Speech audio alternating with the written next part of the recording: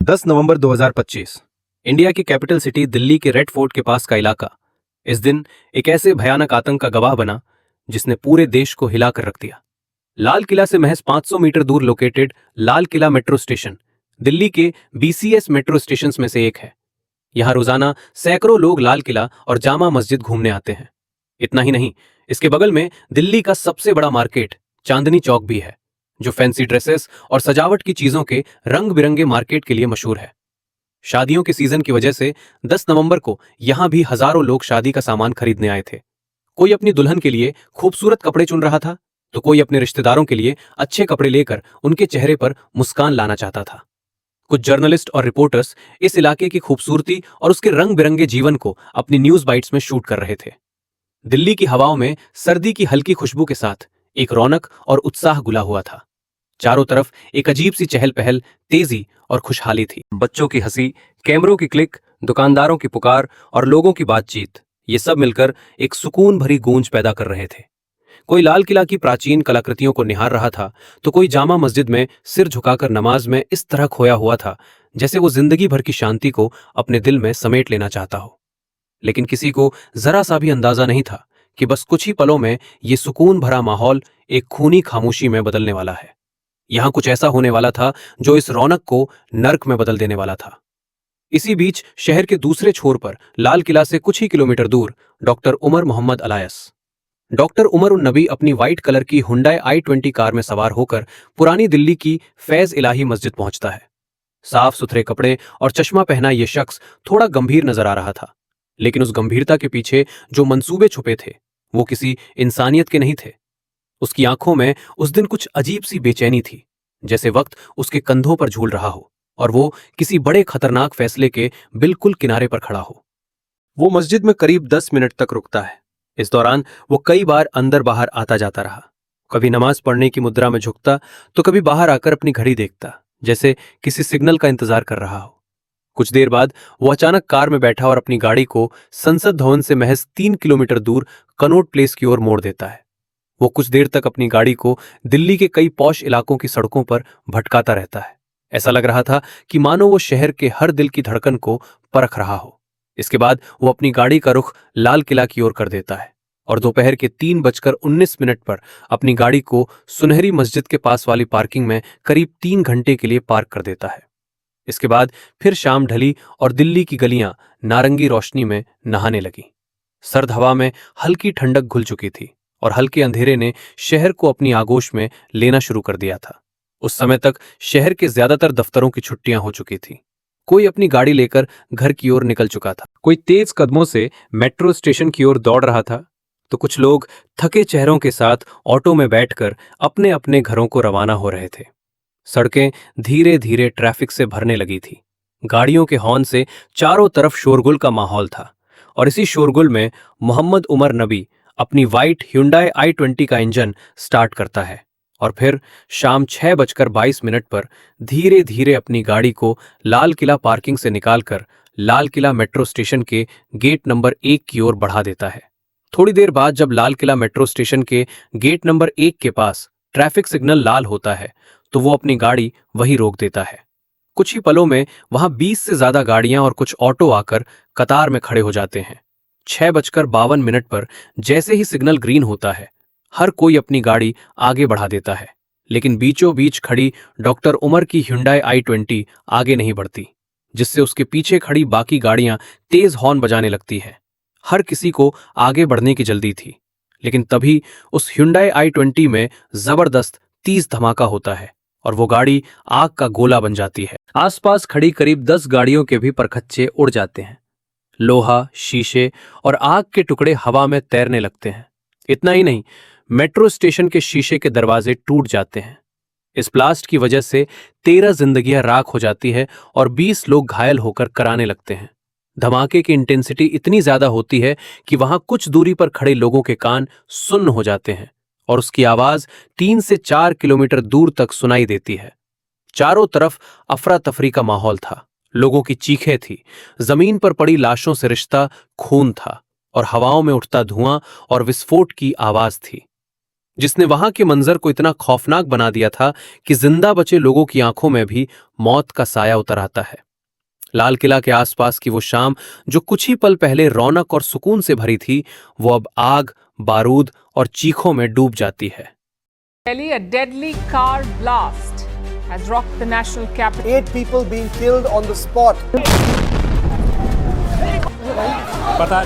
That high-grade explosives were used in the Red Fort blast. That the I-20 car in which the blast took place had travelled through several key locations in the national capital before the explosion. The entire attack or blast was actually planned in advance itself. According to sources, this Jaish module was planning a major attack on December 6th. Currently, there are central agency raids at the Al Falah Trust headquarters in Okhla.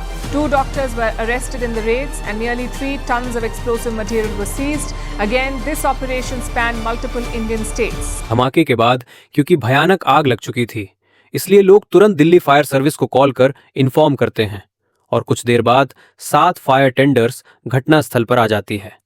शाम 7:29 पर finally आग पर काबू पा लिया जाता है।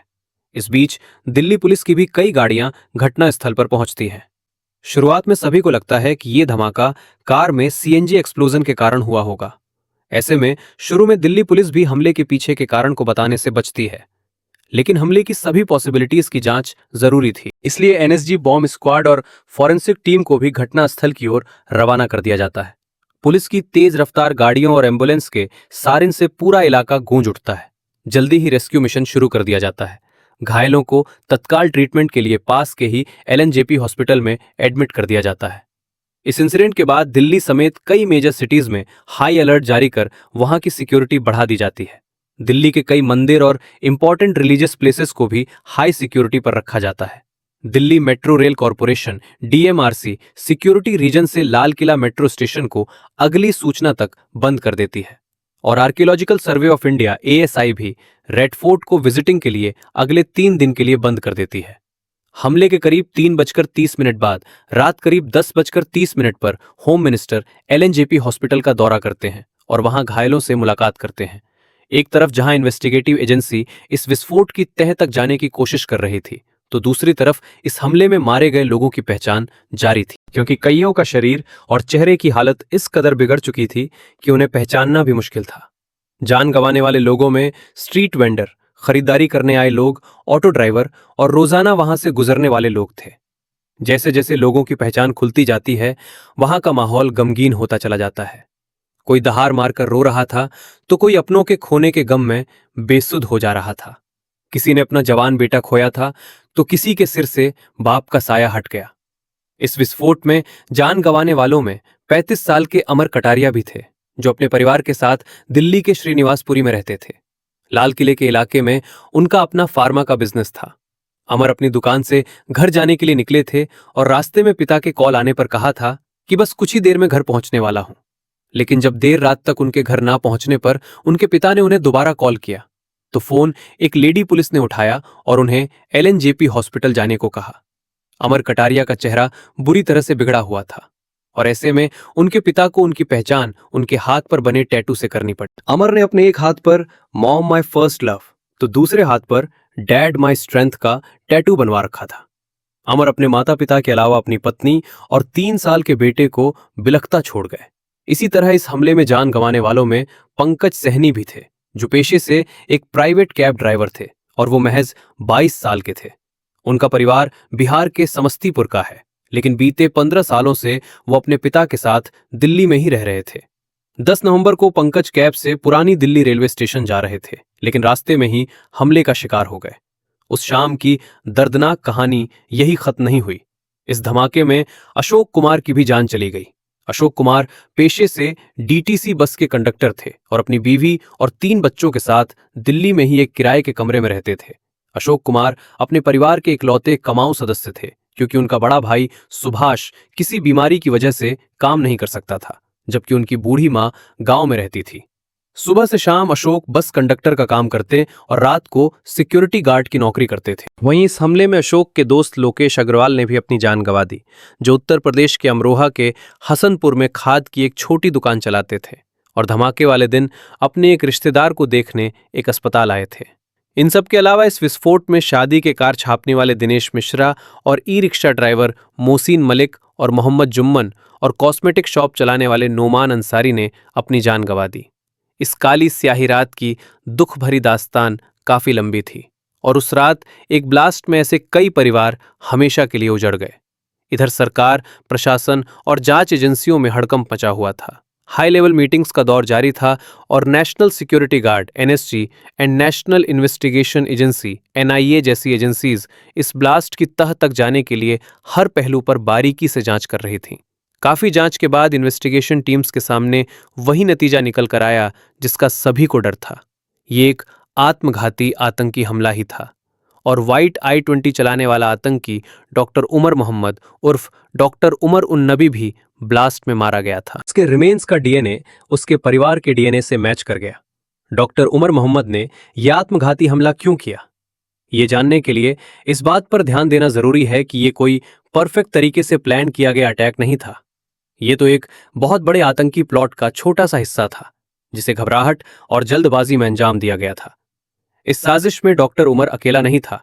इसमें doctor Adil Ahmad Rather, doctor Muzammil Shakeel, doctor Shaheen Sayyed, इमाम इरफान अहमद, डॉक्टर अहमद मोहियुद्दीन सैयद, आजाद सुलेमान शेख और मोहम्मद सुहेल खान जैसे कई लोग शामिल थे। इनमें से ज्यादातर डॉक्टर थे, लेकिन इनके दिमाग में कट्टरपंथ और आतंक की प्लानिंग चल रही थी। इनका असली प्लान 2611 मुंबई अटैक की तरह दिल्ली में एक साथ कई बड़े हमले करने का था, जिनमें Lal Qila, India gate, constitution club, Connaught place जैसी दर्जनों जगह इनके निशाने पर थी। सिर्फ यही नहीं, इनका प्लान यूपी और हरियाणा के धार्मिक स्थलों को भी निशाना बनाने का था। इनके प्लान में सिर्फ बम धमाके नहीं, बल्कि AK-44 और AK-56 से पब्लिक प्लेसेस पर ताबड़तोड़ फायरिंग कर मास किलिंग करना भी शामिल था। साथ ही ये हॉस्पिटल्स को भी टारगेट करना चाहते थे ताकि ब्लास्ट और फायरिंग के बाद मेडिकल हेल्प तुरंत न मिल सके और कैजुअल्टी ज्यादा से ज्यादा हो सके। यानी जो कार ब्लास्ट हुई वो तो इस खतरनाक प्लानिंग के आगे महज एक छोटा सा नमूना था, लेकिन इन पढ़े लिखे सफेद कोट वाले डॉक्टर आतंकियों का पूरा खौफनाक 5 प्लान महज एक पोस्टर से चौपट हो गया। 10 नवंबर के ब्लास्ट से करीब 20-20 दिन पहले 19 अक्टूबर को कश्मीर के नौगांव इलाके में JNK पुलिस की नजर दीवारों पर लगे कुछ अजीब पोस्टर्स पर पड़ी। ये पोस्टर जैश-ए-मोहम्मद के थे और इनमें एक जहरीला फरमान लिखा था। उम्मीद करता हूं आप सब लोग खैरियत से होंगे। हम कुछ समय से देख रहे हैं कि आप लोग अब भी गुनाहों में डूबे हुए हों। जो काम तुम शरीयत के खिलाफ कर रहे हो उससे अब बाज आ जाओ। कुछ लोग अपनी दुकानों पर इन भारतीय दरिंदों को पनाह देते हैं, जिससे हमारे कामों में रुकावट आती है। हम उन्हें भी आखिरी बार चेतावनी दे रहे हैं और आगे तुम कभी माफी के हकदार नहीं रहोगे। पोस्टर का पूरा टोन साफ था, डर फैलाना, लोगों को इंटिमिडेट करना और घाटी में अपनी पकड़ मजबूत करना। JNK पुलिस ये पोस्टर पढ़कर तुरंत समझ गई कि कुछ बहुत बड़ा पक रहा है। बस यहीं से ये पूरी साजिश खुलने लगी और आगे जो सामने आया उसने पूरे देश की सुरक्षा एजेंसियों को हिला दिया। पुलिस ने जल्द ही इन पोस्टर्स को चिपकाने वाले की छानबीन शुरू कर दी। करीब 50 अधिकारियों की टीम बनाई गई, 60 CCTV फुटेज खंगाली गई और इसका नतीजा ये हुआ कि 31 अक्टूबर को एक शख्स CCTV फुटेज में दिखा जो पोस्टर चिपका रहा था। ये शख्स सहारनपुर के एक फेमस मेडिकेयर हॉस्पिटल का डॉक्टर आदिल अहमद राठौर था। जम्मू कश्मीर पुलिस ने तुरंत उसको ढूंढना शुरू कर दिया और उसके फोन को भी सर्लेंस पर डाल दिया। फोन सर्लेंस से जल्द ही पता चल गया कि वो पाकिस्तान के हैंडलर्स के संपर्क में है। उसकी लोकेशन उत्तर प्रदेश के सहारनपुर में मिली और 6 नवंबर को उसे AK-47 ग्रेनेड और एक्सप्लोसिव मटेरियल के साथ गिरफ्तार कर लिया गया। पहले तो उसने मुंह नहीं खोला, लेकिन जब पुलिस ने उस पर सख्ती दिखाई तो वो टूट गया और उसने पूरी साजिश से पर्दा उठा दिया। उसने पूछताछ में एक और अहम नाम बताया। ये नाम डॉक्टर मुजम्मिल शकील का था, जो पुलवामा का रहने वाला था, लेकिन हरियाणा के फरीदाबाद में अल फलाह यूनिवर्सिटी में फैकल्टी था। आदिल ने बताया कि मुजम्मिल के पास भारी मात्रा में एक्सप्लोसिव मटेरियल रखा हुआ है। इस इनपुट पर 9 नवंबर को JNK पुलिस फरीदाबाद पहुंची और अगली सुबह मुजम्मिल को पकड़ लिया गया। मुजम्मिल के कमरे से जो बरामद हुआ उसे देख अधिकारियों के होश उड़ गए। उसके कमरे से 358 किलो अमोनियम नाइट्रेट, एक Crick assault rifle, 3 magazines, 91 live rounds, एक पिस्टल और उसके cartridges, 20 timers, batteries, remote controls, walkie talkie, कई तरह का बॉम्ब मेकिंग मटेरियल, कई इलेक्ट्रॉनिक डिवाइसेस और पेन ड्राइव्स बरामद हुए। उसके रूम से पुलिस को 2 डायरीज भी मिली, जिनमें कोड वर्ड्स और इनक्रिप्टेड नोट्स लिखे थे और बार बार 3 शब्द लिखे हुए थे: operation, shipment and package. Police को इसमें अब एक बड़े आतंकी नेटवर्क की झलक दिख रही थी और मामला भारी लग रहा था। इसलिए इसमें सिर्फ जम्मू एंड कश्मीर पुलिस नहीं, बल्कि हरियाणा पुलिस, उत्तर प्रदेश पुलिस और कई सेंट्रल एजेंसीज भी इन्वॉल्व हो गईं। जैसे जैसे जांच आगे बढ़ी, इस पूरे आतंकी मॉड्यूल के असली चेहरे सामने आने लगे। डॉक्टर मुजम्मिल शकील की गिरफ्तारी के तुरंत बाद 10 नवंबर को पुलिस ने इस नेटवर्क की एक और अहम सदस्य डॉक्टर शाहीन सईद को पकड़ लिया। डॉक्टर शाहीन की कार से एक क्रिनकोब असॉल्ट राइफल भी मिली। ये कोई मामूली गिरफ्तारी नहीं थी, क्योंकि शाहीन सईद का सीधा संपर्क जैश-ए मोहम्मद के सरगना मसूद अजहर की बहन सादिया अजहर से था। ये सादिया वही है जिसने अपने पति यूसुफ अहमद की मौत के बाद जैश-ए मोहम्मद की महिला आतंकी विंग जमातुल मोमिनात बनाई थी, और उसने भारत में औरतों की इस विंग को बनाने की जिम्मेदारी डॉक्टर शाहीन सईद को सौंपी थी। लेकिन गिरफ्तारी का सिलसिला यही नहीं रुका।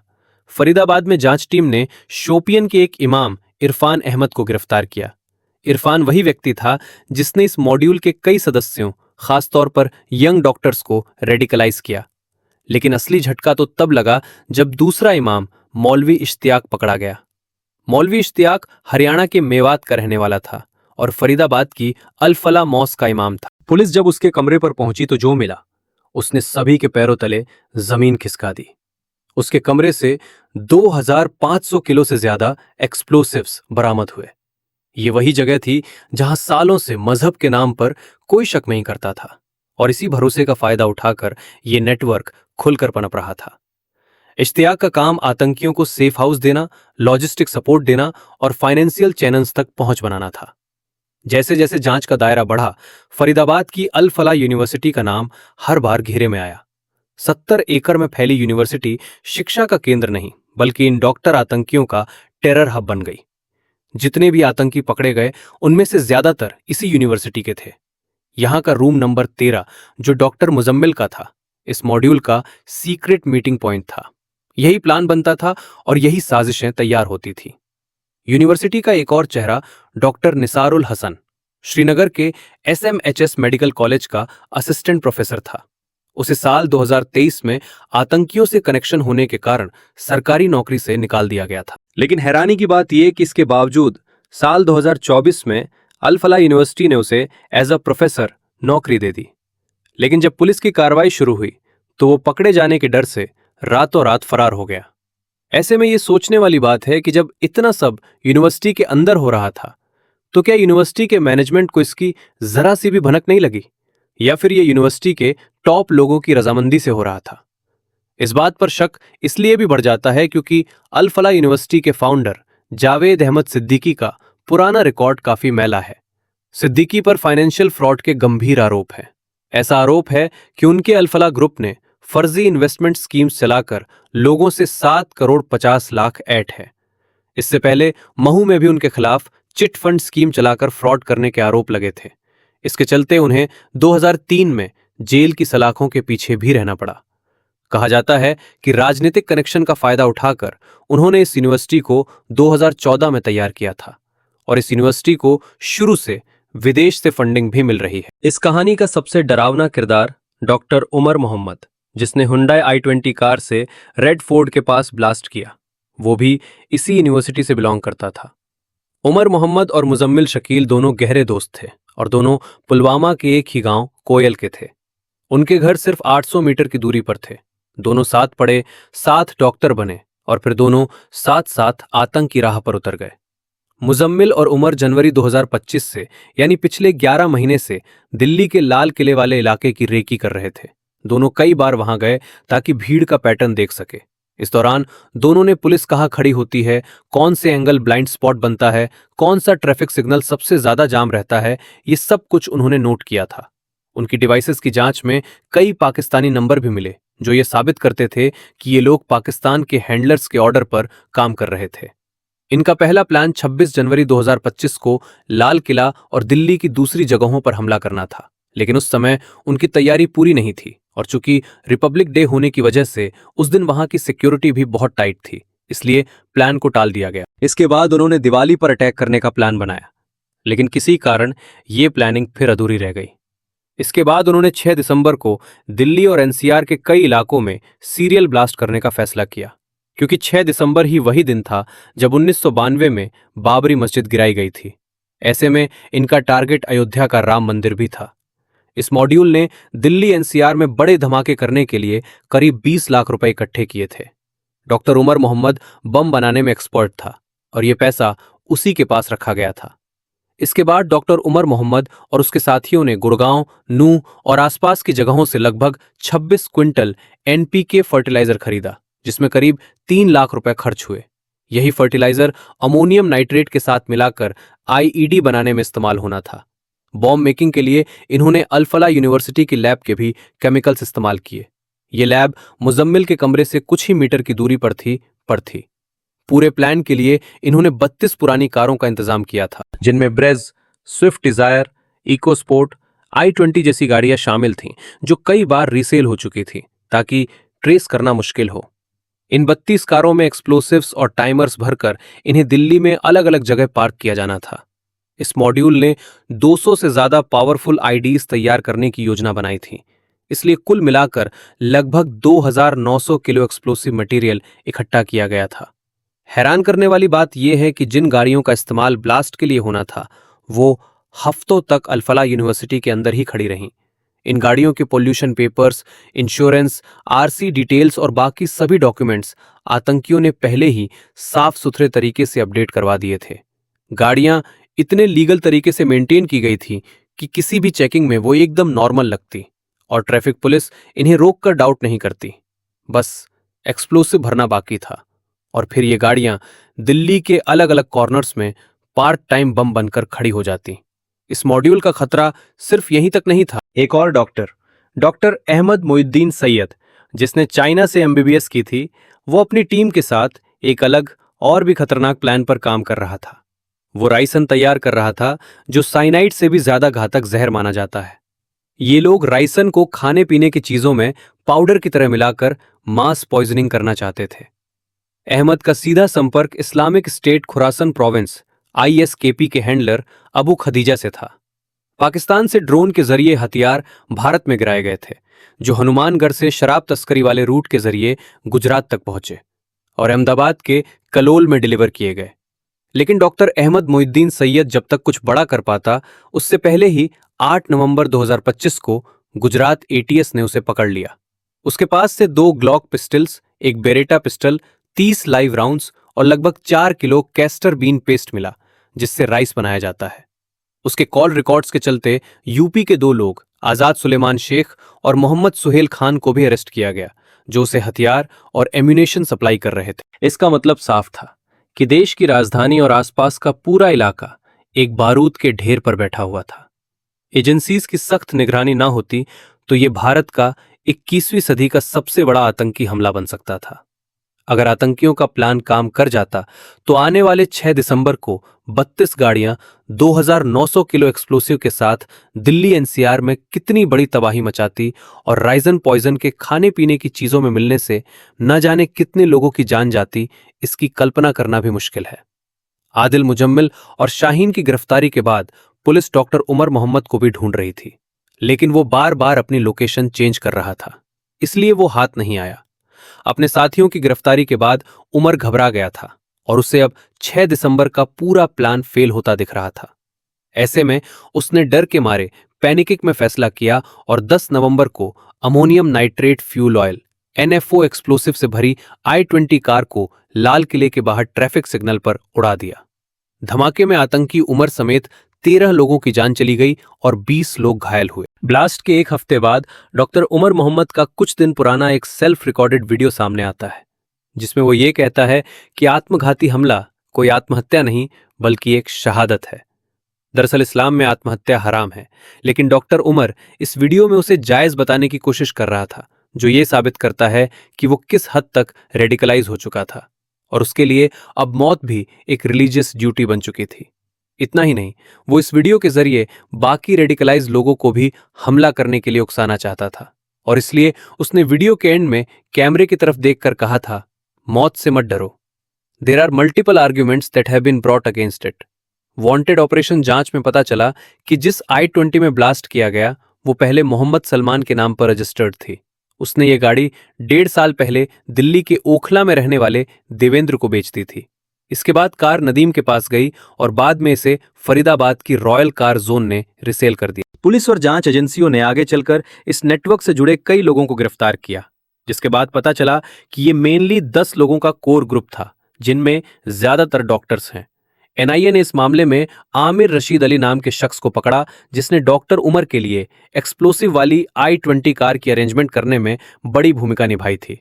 इसके कुछ ही समय बाद एक political science graduate Jasir Bilal वानी की गिरफ्तारी हुई, जिससे इस पूरी साजिश का सबसे डरावना हिस्सा सामने आया। जांच में पता चला कि आतंकियों की पहली प्लानिंग हमर स्टाइल ड्रोन अटैक्स करने की थी। जसीर वानी इस मॉड्यूल का टेक्निकल ब्रेन बन चुका था और वो ड्रोन्स को मॉडिफाई कर रहा था और रॉकेट बेस एक्सप्लोसिव्स बनाने की कोशिश कर रहा था। वानी को पर्सनली खुद डॉक्टर उमर ने इस साजिश में शामिल होने के लिए राजी किया था। एनआईए के मुताबिक इनके रॉकेट और ड्रोन अटैक्स वाला प्लान फेल हो गया था और ऐसे में इस मॉड्यूल ने बाद में सीधे कार बम प्लान को आगे बढ़ाया। फॉरेंसिक टीम ने कंफर्म किया कि ब्लास्ट में अमोनियम नाइट्रेट और फ्यूल ऑयल यानी ANFO का इस्तेमाल हुआ था। लेकिन आगे की जांच में एक और डरावनी संभावना सामने आई। जांच एजेंसीज को ऐसा शक है कि उमर ने इसके साथ TATP यानी ट्राई एसीटोन ट्राइपोरॉक्साइड भी इस्तेमाल किया था, जिसे मदर ऑफ सेटीन भी कहा जाता है, क्योंकि इतना ज्यादा वॉलेटाइल होता है कि हल्की सी गर्मी में भी बिना डेटोनेटर के फट सकता है। प्रोब टीम्स का मानना है कि उमर को इस एक्सप्लोजिव की खतरनाक और अनस्टेबल नेचर के बारे में पूरा पता था और इसलिए वो अपनी गाड़ी को चांदनी चौक जैसे भीड़ भाड़ वाले इलाके में घुमा रहा था। जांच में एक और बात निकलकर सामने आई कि एक्सप्लोजिव को ढीला भरा गया था। अगर ये ठीक से कॉम्पैक्ट होता और इसे सेट होने का टाइम मिलता तो तबाही का मंजर इससे कई गुना ज्यादा होता। लेकिन इस पूरे मामले में सबसे डराने वाली बात यह थी कि इस मॉड्यूल में कोई भी अनपढ़ या बेरोजगार आदमी नहीं था जिसे ब्रेन वॉश्ड या भटका हुआ कहा जा सके, बल्कि ये सभी पढ़े लिखे, प्रोफेशनली सेटल्ड, अच्छी कमाई वाले लोग हैं। अरेस्ट हुए 12 लोगों में से 6 डॉक्टर्स हैं, ऐसे लोग जिन पर समाज सबसे ज्यादा भरोसा करता है। लेकिन पर्दे के पीछे यही लोग एक्सप्लोजिव प्रोक्योरमेंट, कंसीलमेंट और टेक्निकल प्रिपरेशन जैसे सबसे खतरनाक काम कर रहे थे। यही वजह है कि सिक्योरिटी एनालिसिस ने इसे व्हाइट कॉलर टेररिज्म नाम दिया, एक ऐसा टेररिज्म जिसमें एजुकेशन, रिस्पेक्टेबिलिटी और प्रोफेशनल आइडेंटिटी खुद एक हथियार बन जाते हैं। व्हाइट कॉलर टेरर नेटवर्क्स में ऐसे लोग शामिल होते हैं जो डॉक्टर्स, इंजीनियर्स और प्रोफेसर जैसे भरोसे के पदों पर होते हैं और अपनी ट्रस्टेड इमेज का फायदा उठाकर प्लानिंग करते हैं। ऐसे लोग मटेरियल आसानी से खरीद सकते हैं, ट्रैवल कर सकते हैं, हायर सोसाइटी में रह सकते हैं और क्रिप्टो ट्रांजैक्शंस कर सकते हैं, जिससे ट्रैकिंग मुश्किल होती है। इनके पास नॉलेज भी होती है और एक्सेस भी, जिसकी वजह से ये नए तरह का टेररिज्म बेहद डेंजरस और अनप्रेडिक्टेबल माना जा रहा है।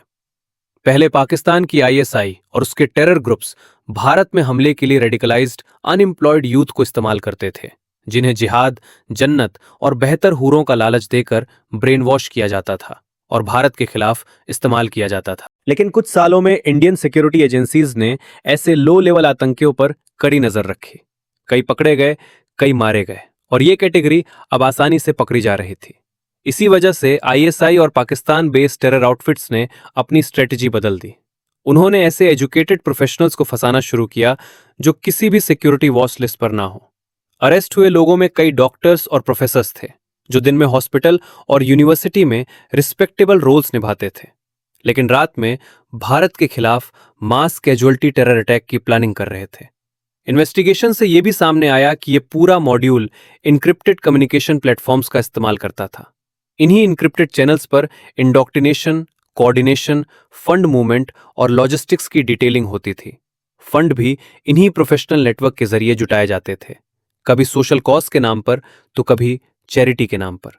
इस केस से ये एक भयानक सच्चाई सामने आई कि रेडिकलाइजेशन अब सिर्फ ब्रेन वॉश हुए कम पढ़े लिखे आतंकियों तक सीमित नहीं रहा जो जंगलों में छिपे रहते थे, बल्कि highly educated white collar professionals भी आतंक की आइडियोलॉजी का हिस्सा बन रहे हैं, जो नोएडा, दिल्ली और फरीदाबाद जैसे को-वर्किंग स्पेसेस में बैठकर प्लॉटिंग करते हैं। ये अपनी पहचान छुपाकर अर्बन क्राउड में घुल मिल जाते हैं। इन्हें पहचानना मुश्किल है क्योंकि ये दोहरी जिंदगी जीते हैं। एक वक्त प्रोफेशनल जिंदगी बिताते हैं और दूसरे वक्त भारत पर हमला करने के लिए बम बनाते हैं। ये ट्रेंड बेहद खतरनाक है क्योंकि ऐसे लोग रेगुलेटेड केमिकल्स, लेबोरेटरीज और सप्लाई चेन सिस्टम्स तक पहुंच रखते हैं। इस मॉड्यूल में ज्यादातर डॉक्टर थे और कई अल-फलाह यूनिवर्सिटी में प्रोफेसर्स भी थे। एक ऐसा पेशा जिसे समाज भगवान का रूप मानता है, वहीं अब मास किलिंग की प्लानिंग में शामिल पाया गया। आने वाले समय में यह खतरा और बड़ा हो सकता है। कल को कोई वकील, कोई पुलिसकर्मी या कोई सेना का जवान भी प्रोफेशनल आइडेंटिटी का इस्तेमाल करके अंदर से हमला कर सकता है। ऐसे हालात में सोसाइटी हर प्रोफेशनल पर शक करने लगेगी, जो एक और सामाजिक खतरा बन जाएगा। व्हाइट कॉलर टेररिज्म की इस नई तस्वीर ने इंडिया की काउंटर टेररिज्म एजेंसीज के सामने एक नया चैलेंज खड़ा कर दिया है। इसी वजह से दिल्ली ब्लास्ट की जांच में अब NIA, NSG, IB और दिल्ली पुलिस के साथ साथ ED भी शामिल हो गई है। ED ये जांच कर रही है कि डॉक्टर्स ने करीब 20 लाख रुपए कहां से जुटाए और ये पैसा किन सोर्सेज से आया। ED द्वारा अल-फलाह यूनिवर्सिटी के फाइनेंशियल ट्रांजैक्शंस की भी जांच चल रही है, क्योंकि ED को शक है कि इस यूनिवर्सिटी की फंडिंग विदेश से हो रही है। वहीं AIU ने अल-फलाह यूनिवर्सिटी की मेंबरशिप को सस्पेंड कर दिया है, क्योंकि इस यूनिवर्सिटी को इन डॉक्टर्स ने प्लानिंग का अड्डा बना रखा था। 10 नवंबर को रेड फोर्ट के पास हुआ ब्लास्ट सिर्फ एक अटैक नहीं था, बल्कि एक वार्निंग है, एक साफ, तेज और कड़वा संकेत कि आतंकवाद की शक्ल बदल चुकी है। ये उनके असली प्लान का पूरा रूप भी नहीं था, ये तो बस उस विनाश का छोटा सा हिस्सा था। इंटेलिजेंस एजेंसीज और जम्मू कश्मीर पुलिस की तारीफ बनती है, क्योंकि अगर अक्टूबर में उस पोस्टर की लीड को फॉलो करते हुए पूरा व्हाइट कॉलर मॉड्यूल पकड़ा ना जाता, तो 6 दिसंबर पर दिल्ली एक ऐसा कहर देखती जिसकी हम शायद कल्पना भी नहीं कर सकते। लेकिन इन सब के बावजूद भी सरकार पर एक नहीं बल्कि कई सवाल खड़े होते हैं। आखिर 13 साल बाद दिल्ली में फिर से धमाका पॉसिबल कैसे हुआ? इतनी बड़ी मात्रा में एक्सप्लोसिव दिल्ली तक पहुंच कैसे गए? एक explosive loaded Hyundai i20 car देश की कैपिटल की सड़कों पर कई घंटों घूमती रही, लेकिन किसी भी एजेंसी को रेड फ्लैग क्यों नहीं मिला? सवाल यह भी है कि दिल्ली से कुछ किलोमीटर दूर 2900 किलो एक्सप्लोसिव कई दिनों तक हरियाणा के फरीदाबाद में पड़ा रहा, लेकिन पुलिस को भनक तक नहीं लगी। ये कोई पहली बार नहीं हुआ है। साल 2019 के पुलवामा अटैक में भी 200 किलो RDX से भरी गाड़ी कश्मीर की सड़कों पर घूमती रही और CRPF के काफिले से टकराकर 40 जवानों की जान ले ली। 2016 के पठानकोट अटैक में भी इंटेलिजेंस इनपुट होने और पंजाब पुलिस के एक SP को आतंकियों द्वारा बंधक बनाए जाने की सूचना होने के बावजूद आखिर टेररिस्ट पठानकोट एयर स्टेशन तक कैसे पहुंच गए? 10 नवंबर के अटैक्स ने साफ कर दिया है कि देश के सामने लड़ाई अब बहुत बड़ी है। यह सरकार के लिए एक रिमाइंडर है कि टेररिज्म अब एक नए दौर में प्रवेश कर चुका है। इंडियन गवर्नमेंट को अब चाहिए कि नई स्ट्रेटजी, ज्यादा मॉडर्न सिक्योरिटी सिस्टम्स और ग्राउंड लेवल अकाउंटेबिलिटी के साथ आतंकियों को उनके मंसूबे में कामयाब होने से पहले ही रोक दें। क्योंकि केवल सवाल सिर्फ ये नहीं कि ब्लास्ट कैसे हुआ, बल्कि सवाल ये है कि अगला हमला ना हो, इसके लिए हमारी सरकार कितनी तैयार है।